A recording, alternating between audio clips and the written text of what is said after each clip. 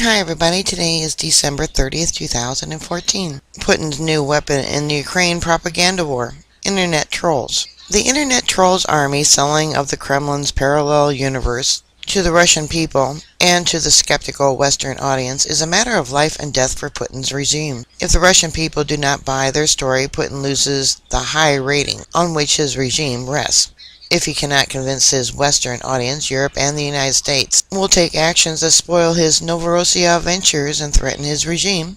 Trolling is a high-stakes business that Putin takes seriously and the West must not underestimate.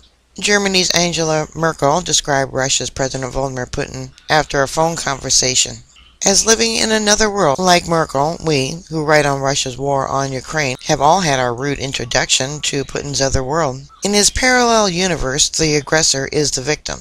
Strangers appoint themselves premiers of non-existing republics. Hundreds of soldiers mysteriously perish in border exercises or on vacation. A certified national elected government is a neo-Nazi junta, and hundreds of tanks and heavy weapons crossing the borders are optical illusions. Putin's trolls describe the Kremlin's other world. Putin's Alice in Wonderland can be wacky, mind-boggling, irritating, disgusting, cynical, and incorrigible, but underlying its sinister narrative of an alternative reality, cleverly designed to promote Putin's goals and head off effective Western actions. Putin has used a troll army throughout his presidency that went largely unnoticed prior to the Crimea invasion.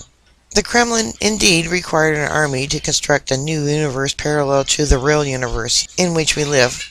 Google minus 0.32% counts 1.5 million media entries under Putin attacked Ukraine. The trolls must convince their audiences that the Google entry should read instead, Ukraine attacks Russia.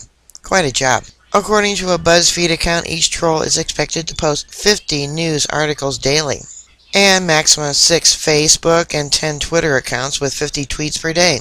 At these rates, a small army of 1,000 trolls will post 100,000 news articles and tweets per day. The Kremlin does not spare the cash. In a time of austerity, the budget for the participation in the international information space is scheduled to rise to some $250 million in the next couple of years. But remember, in Putin's parallel universe, there is no troll army. Yeah, just like YouTube doesn't have their trolls. They are a fantasy of Western paranoia. It is, however, a fact that these non-existent trolls overwhelm comment sections of media to render meaningful dialogue impossible. The Guardian's editor reported 40,000 comments a day by an orchestrated pro-Kremlin campaign of pro-Russia trolling on Ukraine stories. Harassed by a flood, some publications have decided to close their comment sections. As the Moscow Times informed its readers, due to the increased number of users engaging in personal attacks, spam, trolling, and abusive comments, we are no longer able to host our forum as a site for constructive and intelligent debate. It is with regret, therefore, that we have found ourselves forced to suspend the commenting function on our article. Yeah, YouTube has its own form of censoring and trolls too. I actually believe some of the trolls actually work for YouTube. Alright, put your thoughts and comments down below. Bookmark my site. I'll keep you up to date. Please stay safe, and I'll talk to you later. God bless you. Bye.